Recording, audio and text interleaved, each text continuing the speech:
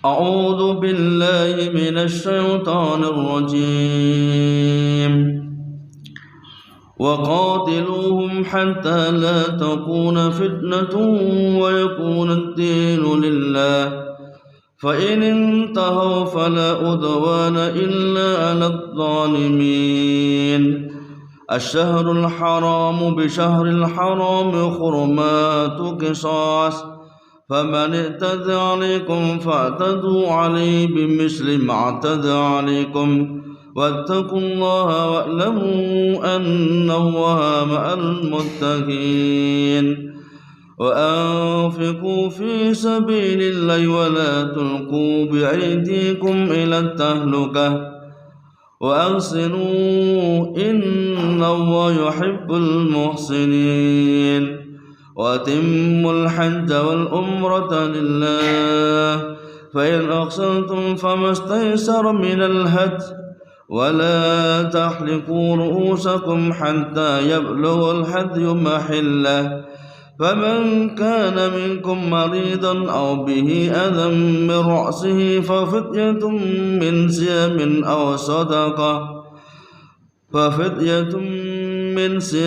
أو صدقة أو نسك فإذا أمنتم فمن تمتع بالعمرة إلى الحج فما استيسر من الهدي فمن لم يجد فصيام 3 أيام في الحج وسبعة إذا رجعتم تلك 10 كاملة ذلك لمن لم يكن له حاضر المسجد الحرام ذلك لمن لم يكن أهله حاضر المسجد الحرام واتقوا الله واعلموا أن الله شديد العقاب.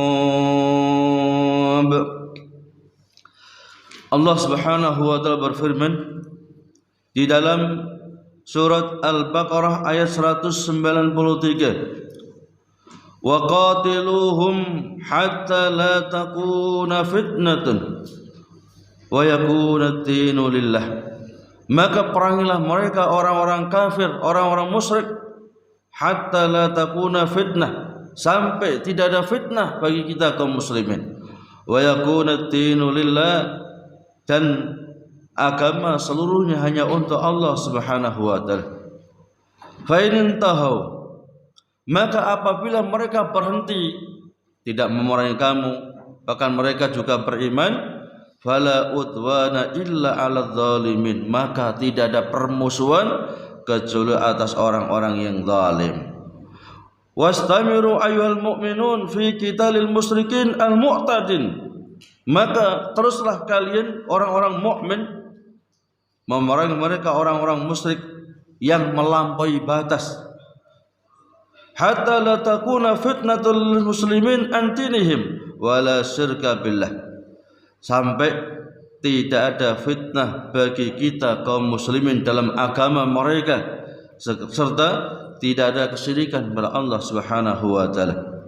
Wa yabqa ad-dinu lillahi wahda khalisan la yu'bad mahu ghairuhu, dan agama hanya untuk Allah, ya, wala yu'bad mahu ghairuhu, dan tidak ada yang disembah bersama Allah Subhanahu wa taala. Artinya memang dakwah yang pertama dan yang paling utama adalah dakwah tauhid, mengajak manusia agar mereka menyembah hanya kepada Allah tidak menyembah kecuali kepada Allah Subhanahu wa taala, dan menjauhkan semua bentuk penyembahan kepada selain Allah Subhanahu wa taala. Dan inilah tujuan Allah utus para rasul-rasulnya.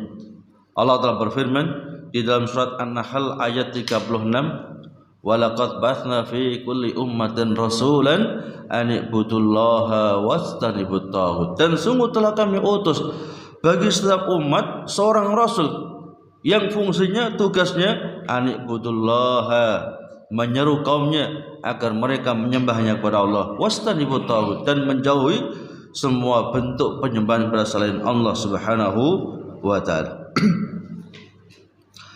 Fa in kaffu anil kufri wal qital fa kuffu anhum. Kalau mereka berhenti dari kekufuran mereka, dari yakni memerangi kaum muslimin, maka berhentilah kalian dari memusuhi mereka. Fal uqubah la takunu illa 'alal mustamirin 'ala kufrin ba'udwanihim. Sesungguhnya hukuman itu hanya berlaku diberikan kepada orang-orang yang terus-menerus dalam kekufuran mereka ataupun permusuhan mereka kepada kaum muslimin. Kelanjutan ayat as-sahrul haramu bisahril haram. Ya, bulan haram dengan bulan haram. Artinya orang-orang muslim mereka diharamkan untuk berperang ketika bulan haram. Bulan haram itu 3 yang berurutan, kemudian 1 yang terpisah. Ya. Jadi bulan haram ini 3 bulan yang berurutan, 1 bulan yang terpisah. Ya.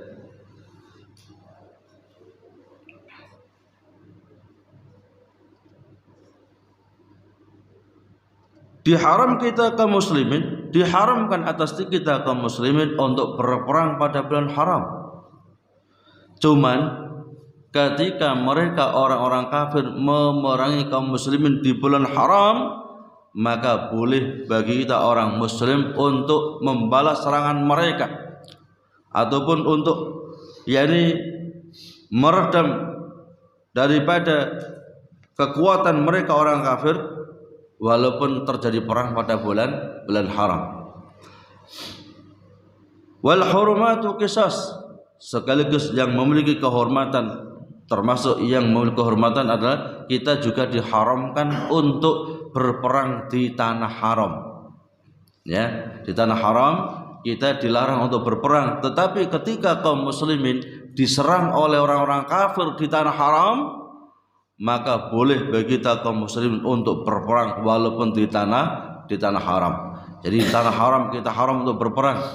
Ya, di bulan haram kita juga diharamkan untuk berperang. Tetapi ketika mereka orang kafir mendahului berperang, maka diizinkan, ya, bahkan harus atas kita kaum muslimin untuk yakni membalas serangan mereka walaupun di bulan-bulan haram atau bahkan ketika di tanah haram. Faman i'tada 'alaikum fa'tadu 'alaihi bimisli ma i'tada 'alaikum.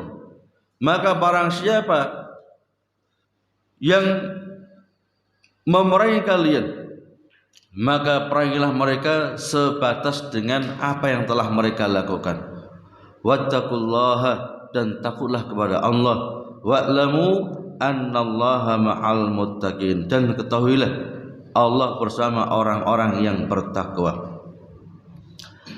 Qitalukum ayyuhal mu'minun lil musyrikina fi syahril haram alladzi haramallahu al-qitala fihi huwa jazaa'un liqitalihim lakum fi syahril haram.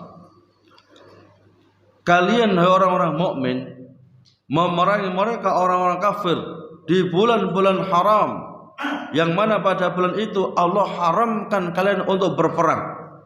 Ya, dan kalian kaum muslimin membela diri sehingga melakukan peperangan walaupun dalam bulan haram, itu sebagai balasan atas mereka orang-orang kafir yang memerangi kalian di bulan haram tersebut.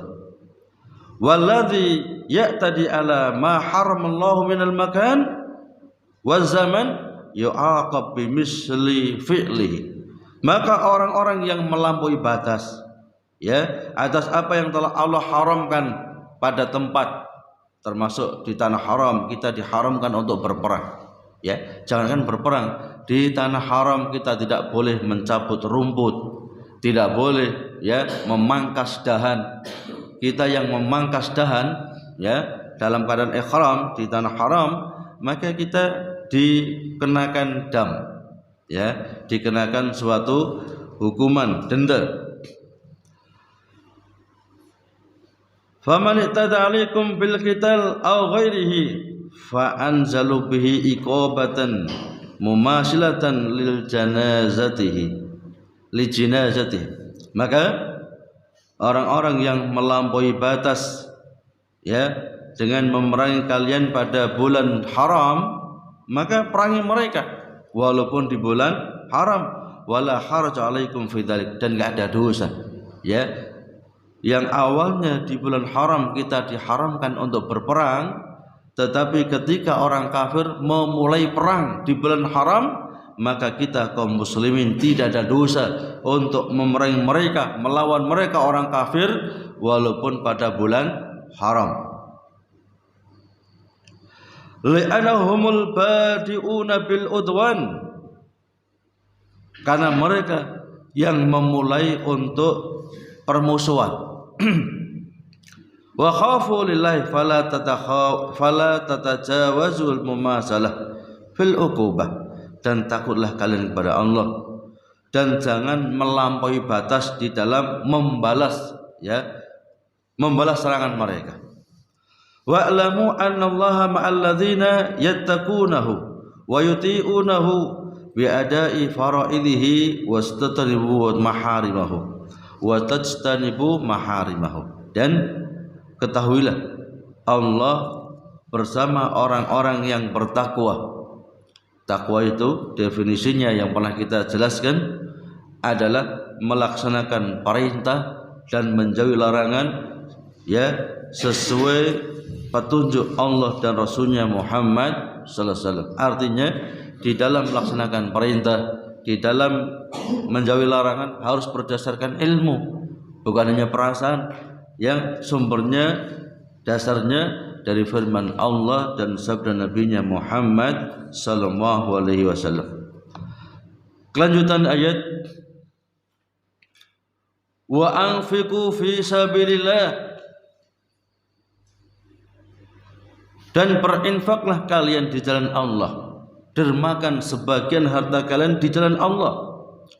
Wala tulqu bi aidikum ila tahlukah, dan janganlah kalian menjerumuskan diri kalian ke dalam kebinasaan. Wahsinu, dan berbuat baiklah. Innallaha yuhibbul muhsinin, sesungguhnya Allah sangat mencintai orang-orang yang berbuat kebajikan. Wastamiru ayyuhal mu'minun fi infaqi amwal linusrati dinillahi ta'ala wal jihad fi sabilihi, dan teruslah kalian kaum mukminin untuk mengeluarkan sebagian harta kalian dalam rangka linusrati dinillah, untuk menolong agama Allah.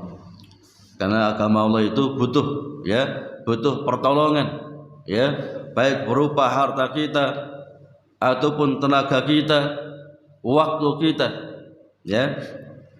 Ketika tidak ada yang mau berjuang di jalan Allah, tidak ada yang mau berkorban, ya, nggak ada yang mau berkorban waktu, nggak ada yang mau berkorban tenaga, nggak ada yang mau berkorban harta, maka, ya,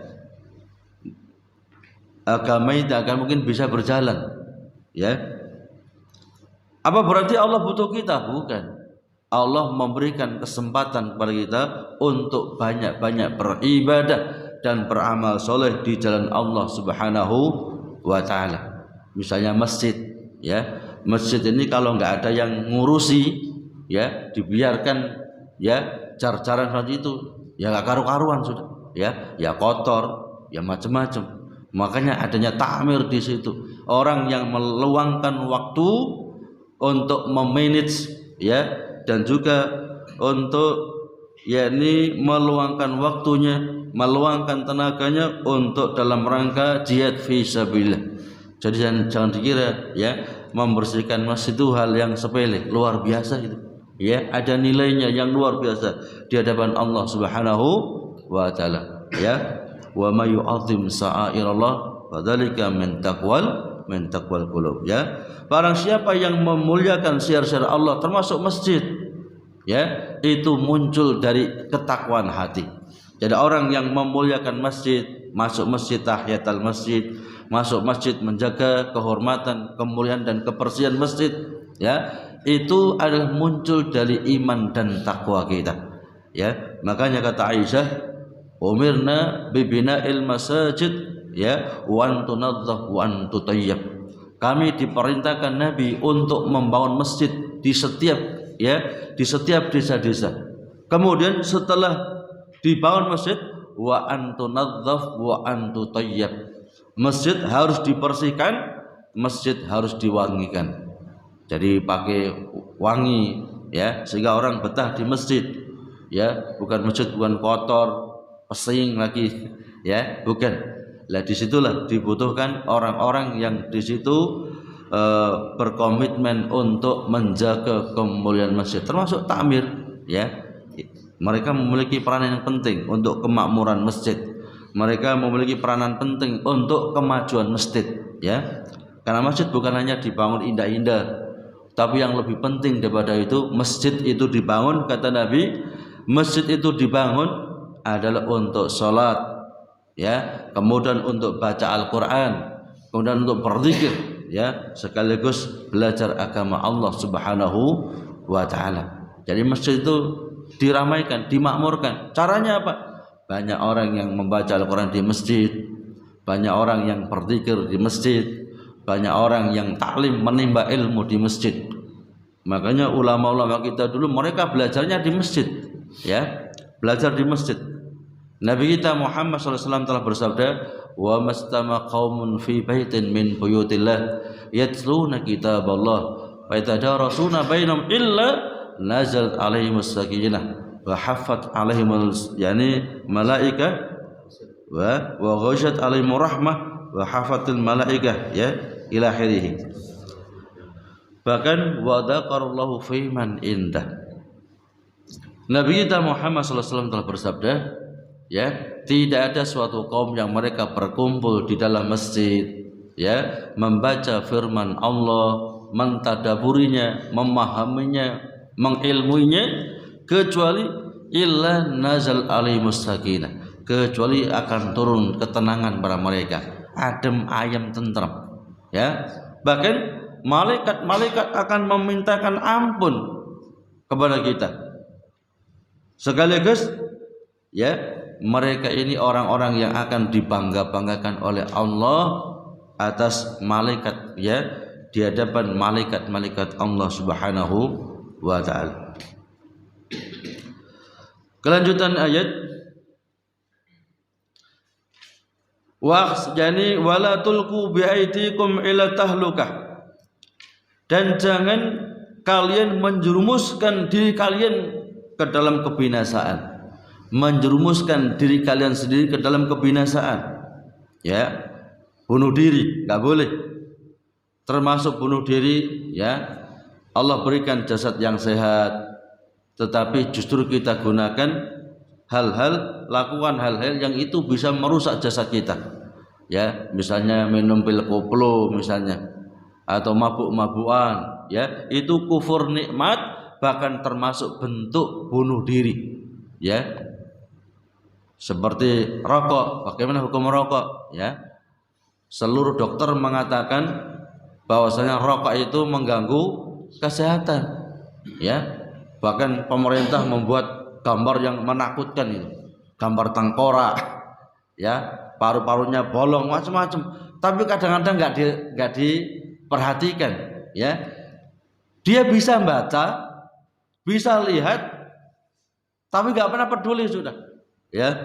Dikatakan rokok, kata pemerintah itu rokok bisa membunuhmu ya kan, rokok itu bisa membunuhmu. Maka termasuk bentuk bunuh diri orang itu merokok ya. Makanya bukti rokok itu nggak baik itu, nggak ada orang rokokan tangan kanan, jarang itu ya. Rokokan mesti biasa tangan kiri. Kata Nabi kita Muhammad SAW, jangan makan, jangan minum dengan tangan kiri ya. Mengapa? Karena setan itu kalau makan minum pasti tangan kiri. Makanya kalau rokokan mesti tangan kiri. Karena mengapa? Mengikuti langkahnya setan ya. Jadi secara tabiat hati kecil kita itu ngerti sebetulnya kalau rokok itu berbahaya. Rokok itu adalah menjerumuskan. Rokok itu adalah berbahaya bagi tubuh kita, dan itu termasuk bentuk bunuh diri ya. Cuman bunuh dirinya itu kadang-kadang ada yang langsung spontan mati, ada yang ya merusak pelan-pelan ya. Orang-orang Yahudi di zaman dahulu, di zaman Nabi kita Muhammad SAW, mereka orang yang paling pintar membuat racun, tapi efeknya bukan sehari dua hari, efeknya tahun-tahunan. Ya, rusak sedikit, ya, 2 tahun baru meninggal. Ya, rusak sedikit tubuhnya, 3 tahun baru meninggal. Ya, itu racun yang biasa digunakan oleh orang-orang Yahudi, sehingga nggak kelihatan. Ya, apa itu? Musuhnya itu nggak kelihatan kalau dia ini telah diracun oleh mereka Yahudi. Ya, dikasih makanan sudah disuntik dengan racun. Ya, tapi racun yang membunuhnya dalam jangka tahunan, bukan harian. Dan mereka orang Yahudi ahli dalam hal ini. Ya, bahkan sebagian ulama sirah menyebutkan termasuk penyebab wafatnya Umar, ya, wafatnya Abu Bakar As-Siddiq adalah racun yang diberikan orang-orang Yahudi pada makanan Abu Bakar As-Siddiq. Sebagaimana mereka orang Yahudi pernah memberikan makanan, ya, kambing guling pada Nabi, tapi seluruh daging sudah disuntik dengan racun. Tapi racun yang otomatis, ya, langsung proses. Ya, sehingga beberapa sahabat yang ikut makan bersama Nabi langsung meninggal seketika itu. Ada pun Nabi, ya, sudah ada sedikit yang masuk, cuman diperingatkan oleh, yakni daging itu, saya telah diracun, jadi dagingnya bisa ngomong, ya. Cuman yang dengar hanya Nabi kita Muhammad sallallahu alaihi wasallam. Makanya ketika sakaratul maut, ya, ketika wafatnya Nabi kita Muhammad sallallahu alaihi wasallam, kata Nabi, seluruh urat-uratku terasa putus, efek daripada racun yang dulu pernah saya makan, ya, yang diberikan oleh orang-orang Yahudi. Jadi orang Yahudi itu jahatnya luar biasa, kelihatan baik, ya, kelihatan apa itu sudah damai, tapi mereka tetap, ya, melakukan perbuatan-perbuatan yang apa itu membahayakan kaum muslimin. Termasuk, ya, mereka, ya, mengatakan dengan sebab kami dikasih pengampunan oleh Nabi, ya, dimaafkan oleh Nabi, nggak diusir dari tanah kami, maka kami kasih hadiah, ya, kambing guling. Tapi ternyata kambing guling seluruh, ya, dagingnya telah disuntik dengan racun, sehingga nggak kelihatan, ya, bukan disebar racun tapi disuntik dengan racun. Wahsinu, dan berbuat baiklah. Jadi kita kaum muslimin memang diperintahkan untuk berbuat baik dalam semua hal. Nabi kita Muhammad SAW telah bersabda, Innallaha katabal ihsan ala kulli syai'in. Allah telah mewajibkan untuk berbuat baik kepada semua hal. Fa idza qataltum fahsinul qitlah. Kalau bunuh dengan cara yang baik. Wa idza dzabhtum fahsinul dzibhah. Kalau menyembelih dengan cara yang baik. Bagaimana cara membunuh yang baik? Pembunuhan yang langsung meninggal, ya, misalnya perang, ya, kita muslimin berperang dengan orang kafir, cara membunuhnya tembak langsung mati sudah, ya, atau mungkin di pedang ditebas lehernya langsung mati, bukan dipotong tangannya satu, ditunggu sampai 5 jam, ya, dibiarkan, dipotong kupingnya satu, dicukil matanya satu, bukan semacam itu. Itu perbuatan biadab orang-orang Yahudi. Ya, mereka orang Yahudi kalau membunuh ini dengan pembunuhan yang sangat kejam. Jangankan kepada manusia biasa, mereka orang Yahudi, ya, membunuh nabi-nabi Allah dalam sehari, pernah membunuh nabi-nabi Allah dalam sehari 300 nabi dengan pembunuhan yang tidak masuk akal, ya. Ada yang disalib, digeraji mulai kepala sampai bawah. Jadi badannya menjadi 2, digeraji kepalanya, dicukil matanya, dan terus, ya, dan itu yang praktek semacam orang-orang Yahudi. Kita kaum muslimin diharamkan untuk berbuat semacam itu. Wa idza qataltum fahsinul qitlah wa idza dzabhtum fahsinul dzibah. Kalau menyembelih pun dengan cara yang baik. Bagaimana? Fal yuhidda safratahu, ya, pisau yang digunakan untuk menyembelih ada pisau yang sangat-sangat tajam, ditajamkan dulu. Bahkan menajamkan pisau pun tidak boleh di hadapan hewan yang akan disembelih, ya. Hewannya di situ, ngungkalnya di sini, serak, ya. Kambingnya sudah ketakutan duluan itu. Dia belum disembelih, ini sudah merasa disembelih, ya. Maka kadang-kadang waktu korban itu sapi mancal-mancal. Mengapa? Dia tahu, ya, jagalnya ngosek senjatanya itu di hadapan dia, ya, sehingga ngamuk, mancal-mancal, takut. Jangan dikira sapi nggak takut mati, sapi juga takut mati. Maka ketika menajamkan pisau, jangan di hadapan hewan yang akan kita sembelih, bahkan disembunyikan, ya, siap baru disembelih. Wala yuhdhabihatahu, dan jangan ditarik, digeret, diseret, ya, hewan itu kecuali setelah meninggalnya. Jadi kadang-kadang disembelih langsung dibeteti, kakinya dipotong, ya, perutnya dibelek, dikeluarkan, ya, jeroannya. Maka kita harus paham bahwasanya Nabi kita Muhammad SAW telah bersabda, ma quti'a minal bahimah wa hiya hayatun wa huwa mayyitun. Kata Nabi kita Muhammad SAW, anggota badan hewan sembelian yang dipotong padahal hewan itu masih hidup, maka potongan ini menjadi bangkai. Perhatikan hadis ini. Kata Nabi, semua anggota hewan yang dipotong sedangkan hewan itu masih hidup, maka potongan ini menjadi bangkai. Ya, kadang-kadang kan itu disembelih gujal-gujal masih, ya, langsung nggak omes, sudah dibelek perutnya, diambil jeruannya jadi haram semuanya itu, ya. Mengapa?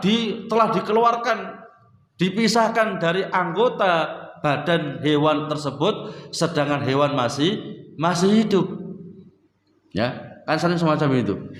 Mengapa jagalnya nggak tahu tentang hukum? Bahkan kadang-kadang dipotongi kakinya sudah, ya, karena dilihat kok sapinya banyak, ya, atau ini kambingnya banyak, nggak omes, sembelih langsung potongi sudah, sembelih potongi, padahal masih hidup dia. Maka potongan-potongan menjadi bangkai, ya. Berarti nanti antum membagikan kepada orang-orang kaum muslimin bangkai, dosa itu. Setelah ngerti semacam ini, maka harus, ya, harus betul-betul diteliti, diawasi. Karena kadang-kadang tukang boleng itu, ya, karena dilihat buahnya atau mungkin antriannya banyak, ngawur sudah, ya, sembelih langsung potongi sudah, ya, itu semuanya menjadi bangkai. Nggak boleh dikonsumsi, apalagi dibagikan kepada kaum muslimin. Kelanjutan ayat, wa timul hajja wal umrata lillah, dan sempurnakan haji dan umrah hanya untuk Allah. Ya, firman Allah Subhanahu wa taala, wa timul hajja wal umrata lillah, dan sempurnakan haji dan umrah hanya untuk Allah. Memberikan faidah hukum bahwasanya dalam ibadah ini harus betul-betul ikhlas mencari ridha Allah Subhanahu wa taala. Karena merupakan rukun dalam suatu ibadah, ya, saya ulangi, termasuk merupakan kewajiban, bahkan rukun dalam suatu ibadah adalah ikhlas. Sekaligus ini sebagai dalil bahwasanya umroh itu hukumnya wajib, bukan sunnah. Allah berfirman, wa timul hajja wal umrata lillah. Di situ pakai wawu, tidak pakai tsumma, ya. Wawu itu memberikan, ya, memberikan faidah hukum lil istirak, sama, ya, hukumnya sama, wajib. Maka disebutkan dalam suatu hadis riwayat Imam Al-Baihaqi dan yang lainnya, ya, al-hajju wal umrah faridatani. Haji dan umrah kedua-duanya wajib. Bedanya, kalau haji itu termasuk rukun Islam, tapi kalau umrah suatu kewajiban, bukan rukun Islam. Wa in akhsartum famastaysara minal hadi. Maka apabila kalian tertahan, ya, maka famastaysara minal hadi, maka sembelihlah, yakni hadyu, ya, hadyun yang mudah bagimu. Wala tahliqu ru'usakum hatta yablughal hadyu mahillah, dan jangan cukur rambutmu, jangan tahallul, ya, sampai hadyu itu sampai pada tempatnya di jadi Mas'aril Haram, Jadi hadyu ini hewan sembelian, baik onta atau sapi ataupun kambing. Faman kana minkum maridun aw bi adza min ra'sihi, maka barang siapa di antara kalian yang sakit ataupun tertimpa suatu luka di kepalanya sehingga harus dicukur, ya, padahal kita masih ihram haji ataupun ihram umrah, ya, kita belum selesaikannya seluruh, yakni manasik haji ataupun manasik umrah belum selesai semuanya, padahal kepala kita terluka atau mungkin sakit yang mengharuskan rambut ini dicukur, ya, maka fafid yatum min siyamin aw shadaqatin aw nusuk, maka wajib untuk melaksanakan tebusan dengan berpuasa atau dengan sedekah atau dengan menyembelih. Nanti ada rinciannya. Fa idza amintum faman tamatta bil umrah ilal haji, apabila kalian telah aman, maka faman tama bil umrah ilal haji, barang siapa yang menunaikan ibadah umrah kemudian melanjutkan dengan haji, famastaysara minal haji, maka sembelihlah hadyun yang mudah. Jadi ketika kita ini umrah, setelah umrah selesai baru haji, artinya haji tamattu, maka kita terkena dam, ya, terkena dam untuk menyembelih, yakni hewan, ya, hadyun, yang itu disebut dengan dam nusuk, ya, suatu dam yang merupakan rangkaian ibadah haji itu sendiri. Jadi haji itu ada 3, ya, ada haji tamattu. Yang dimaksud haji tamattu adalah kita melaksanakan umrah, ya, kemudian selesainya umrah kita menunggu untuk melaksanakan ibadah haji pada tahun yang sama, ya, rata-rata Indonesia ini haji tamattu, dan memang haji tamattu haji yang paling utama melebihi haji yang lain, ya. Dan dalam haji tamattu ini dikenakan dam, yakni damun nusuk, dam yang merupakan ketentuan ibadah haji, ya. Ketika kita melanggar maka dikenakan damul isaah, ya, misalnya memangkas dahan atau berburu hewan darat, maka terkena dam, namanya damul isaah, dam ketika kita melanggar, ya, aturan-aturan haji ataupun umrah. Yang kedua adalah haji ifrad. Kita datang, ya, ke Mekah sana untuk melaksanakan ibadah haji saja. Jadi haji selesai langsung pulang, ya. Ataupun haji qiran, menggabungkan antara ibadah haji dengan umrah. Yang mana, ya, ketika datang ke Mekah dia langsung tawaf kudum, ya. Kemudian lanjutkan dengan sa'i. Maka nanti ketika dia melaksanakan, ya, tawaf haji tidak perlu dengan menambah sa'i lagi, cukup hanya tawaf. Mengapa? Ya, sa'inya telah dilaksanakan ketika awal kali dia menunaikan ibadah tersebut, karena digabung antara haji dan umrah. Ini pun juga dalil adanya haji qiran, menggabungkan antara haji dan umrah, dalil umrah itu wajib. Mengapa? Tidak mungkin bisa digabung sesuatu 2 ibadah kecuali hukumnya sama, yakni wajib, ya.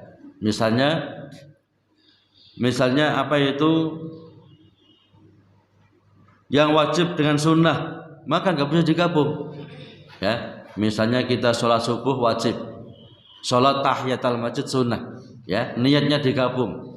Saya mau sholat subuh sekaligus mau tahiyatul masjid, nggak bisa, ya. Tapi kalau sama-sama sunnah bisa. Contoh tahiyatul masjid dengan sholat 2 rakaat sebelum sholat subuh, yakni sholat fajar, ya. Karena waktunya mepet, ya, dilihat apa itu di atas, oh tinggal 2 menit, nggak mungkin 4 rakaat, paling-paling hanya 2 rakaat, maka menggabungkan niat saya sholat untuk sholat tahiyatul masjid sekaligus untuk sholat 2 rakaat fajar, maka boleh. Ya. Contoh lagi, ya. 2 ibadah ketika hukumnya sama maka boleh digabungkan. Contoh puasa Ayyamul Bid tanggal 13, 14, 15. Pas bersamaan, ya. Tanggal 13 hari Senin misalnya, kita boleh dengan 2 niat, saya berpuasa untuk Ayyamul Bid sekaligus hari Senin, ya. Tapi kalau digabungkan puasa Ramadan dengan puasa Senin Kamis misalnya, nggak bisa. Saya biasa puasa Senin Kamis Pak Ustadz, ya. Ini pas hari Senin, ya. Maka saya berniat untuk puasa Ramadan plus puasa sunnah Senin, nggak bisa. Bisa paham ya?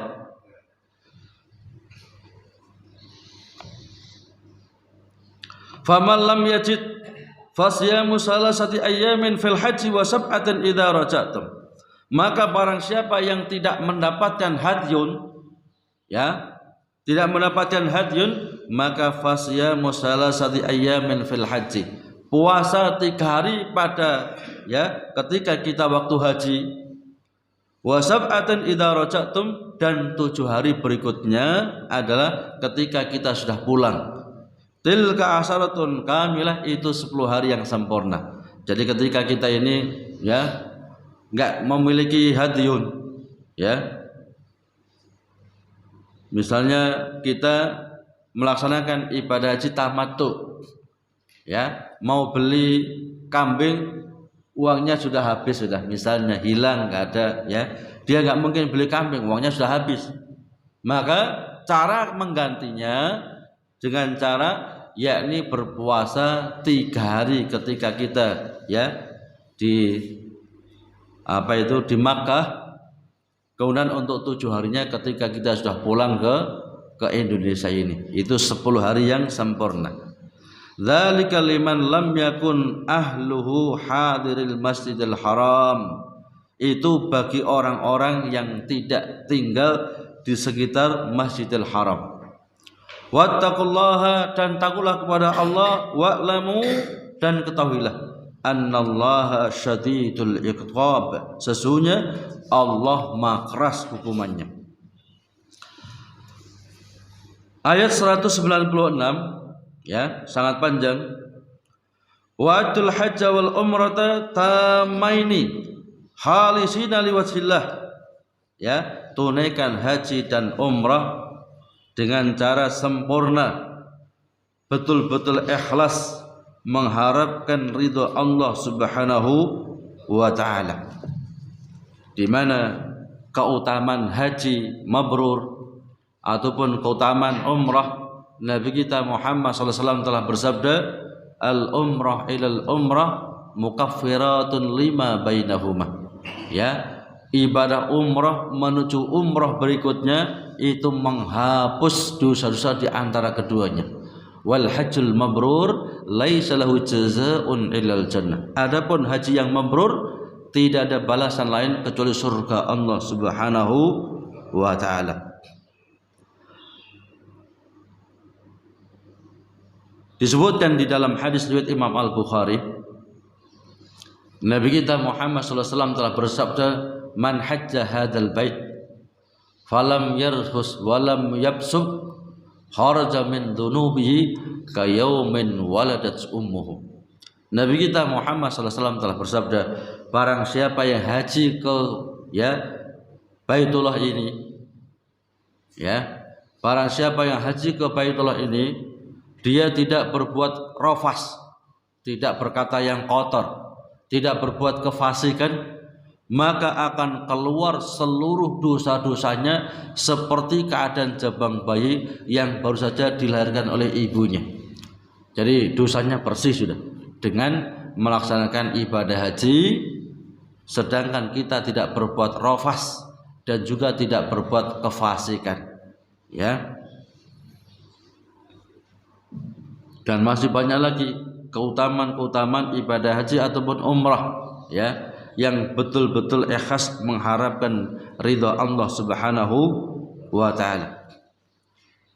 Kemudian ketika kita sakit, atau kepala kita terkena suatu luka yang mengharuskan untuk cukur rambut, padahal ya belum waktunya tahallul, maka harus menyembelih hadyun yang mudah, ya mungkin sapi monggo, mungkin onta boleh, ya mungkin adalah kambing juga benar, ya.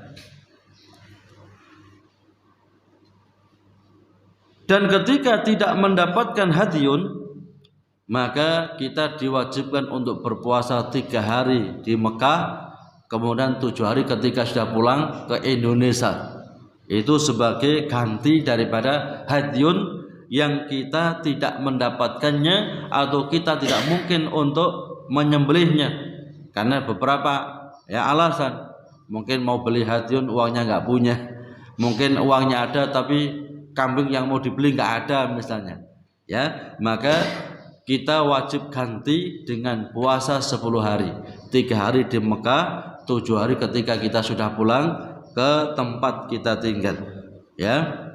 Itu bagi orang yang tinggalnya tidak di sekitar ya Mekah situ, bukan di Mekah. Nah kalau orang Mekah kan gampang ya. Jadi nggak boleh kalau orang Mekah hajunya diganti dengan puasa, nggak bisa. Dikhususkan bagi orang yang tinggalnya di luar Mekah, termasuk kita Indonesia ini. Wattaqullaha, dan takutlah kamu kepada Allah. Ya, kita diwajibkan takut kepada Allah, melaksanakan perintahnya atas landasan ilmu, menjauhi larangannya juga atas landasan ilmu. Wa'lamu annallaha syadidul iqab, dan ketahuilah sesungguhnya Allah sangat keras hukumannya, ya bagi kita yang sudah mampu haji, bagi kita yang sudah mampu umrah kemudian bermudah-mudahan nggak mau haji, nggak mau umrah, alasan apapun, ya sekarang katanya haji nunggunya 30 tahun, ya alasan 30 tahun, ya ataupun mestinya bisa yang lain, ya umrah, karena keduanya wajib. Ya, cuman kalau bisa haji, karena kalau Indonesia itu warga kita Indonesia ini sudah dikondisikan, ya kalau haji pasti dia ikut melaksanakan ibadah umrah, nggak ada haji sendiri, enggak, ya dikondisikan, ya agar bisa melaksanakan haji dan umrah. Mengapa? Karena antriannya lama, ya antriannya lama.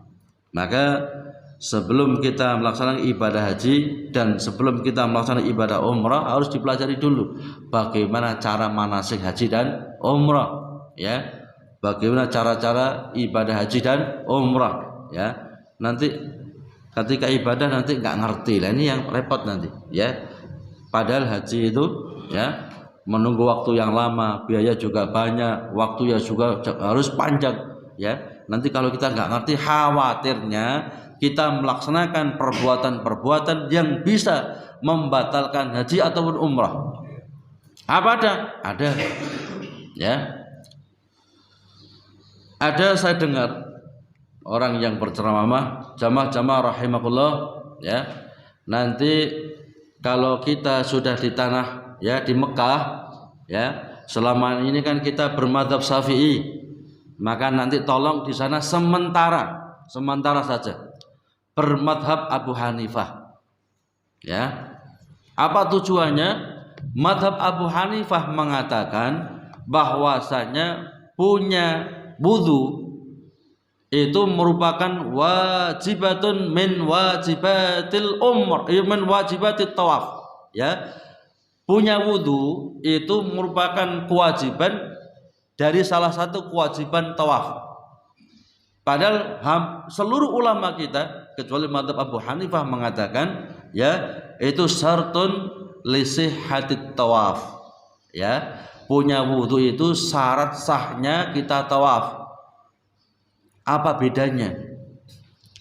Bedanya ketika salah seorang dia melaksanakan tawaf, ya 7 putaran di sekitar Ka'bah, ya mengelilingi Ka'bah, yang mana Ka'bah diposisikan pada posisi kiri kita. Sebagian orang yang mengatakan bermadzhab Abu Hanifah di tengah-tengah tawaf dia kentut, tet misalnya, putaran keempat kentut, ya, maka dalam madzhab Abu Hanifah lanjutkan terus, ya, sampai putaran ketujuh dan sah, cuman berdosa, sah, cuman berdosa.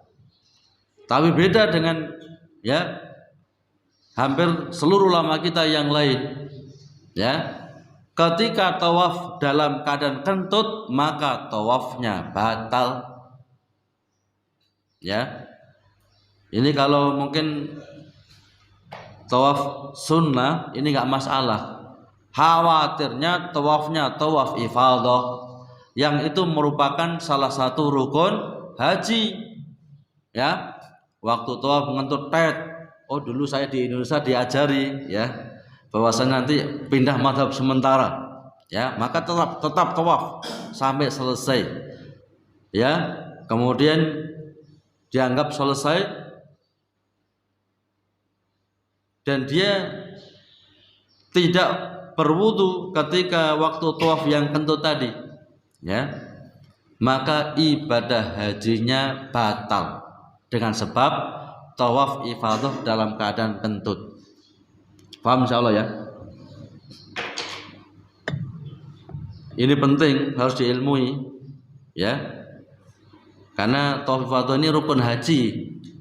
Kalau kita hanya tawaf sunnah biasa, misalnya datang tawaf, ya, mungkin kentut dia tetap tawaf, ya, itu tidak ngefek kepada ibadah haji kita. Yang ngefek itu ketika kita tawaf ifadah yang merupakan, yakni salah satu rukun di antara rukun-rukun haji. Ada lagi, ya, waktu wukuf, karena Indonesia ini senangnya apa itu blonjo, ya, blonjo ke sana-sana sudah, ya, merasa sok tahu, ya, tempat sini oh, saya gampang sudah, sini hafal saya. Begitu waktu wukuf hilang, dicari kita nggak ketemu.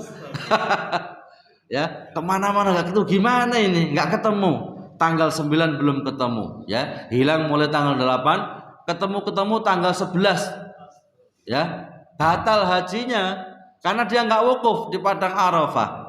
Kata Nabi kita Muhammad SAW, al-hajju Arafah, rukun haji yang paling utama itu wukuf di padang Arafah, ya. Maka kalau sudah dekat-dekat hari haji, ya, jangan keluyuran sudah, ya, padahal keluyuran, bahasa kita metuwek, merasa sok tahu, ya, jalan kemana-mana, padahal jalannya itu persis, ya, beda dengan kita ini, ya, dengan kalau di Mekah atau mungkin, ya, di Masjidil Haram, ya, atau di Masjid Nabawi, semua jalan persis, ya, luasnya sama, bentuknya persis, semuanya persis, ya, nelonyor ke sana, ternyata tempatnya apa itu, tempatnya di sana, hilangnya berkilo-kilo itu, ya. Bagaimana tidak? Misalnya Masjidil Haram itu kan gedenya lebih besar dibandingkan alun-alun, ya. Dengan pas keluar pintunya kan sama, ya, semuanya sama. Jangan keluarnya langsung ngetan sana, kan sampai Yosowilangun nanti. Yang satu keluarnya ngilungulon, ya, sampainya Tempeh nanti. Ya kan, jauh itu. Jadi kita yang apa itu, yang haji, yang umrah, ya, bisa gabung dengan yang lain. Nanti sekiranya, ya, kesingsal itu ada yang bisa tahu, ya, paling tidak tanda pengenal jangan sampai hilang, ya, tanda pengenal dia apa itu, dia kloter berapa, gelombang berapa, macam-macam. Atau mungkin umrah juga punya tanda pengenal. Mengapa? Kita ini bukan orang Arab, ya. Kita mau ngomong Arab kayak yo tapi nggak bisa ngomong sana, ya. Karena orang sana kalau ngomong itu cepet, bukan sih omongan kita, ya. Jadi apa itu, kita kadang harus konsentrasi untuk mendengarkannya agar kita bisa paham ucapan mereka, ya. Karena kejadian seperti itu sering terjadi. Waktunya wukuf malah hilang, dia nggak ketemu, di mana ketemu, ya, sehingga nggak wukuf, ya, batal hajinya, ya. Atau mungkin waktu tawaf ifadah dia kentut, ya, di tengah-tengah kentut dia nggak mau berwudu, terus tawaf, maka tawafnya juga batal, hajinya otomatis batal. Maka sebelum haji, sebelum umrah harus belajar dan belajar. Jamaah rahimakallah, waktu telah jam 5. Mudah-mudahan apa yang kita kaji pada pagi hari ini memberikan tambahan ilmu dan wawasan ilmu bagi kita semuanya. Ya, sedikit-sedikit kita pelajari, kita fahami, kemudian kita praktekkan. Itu jauh lebih baik dibandingkan banyak cuman kita nggak paham. Ya, kita tutup dengan doa kafaratul majlis. Subhanallah, asyhadu an la ilaha illa anta, astaghfiruka wa atubu ilaik. Assalamualaikum warahmatullahi wabarakatuh.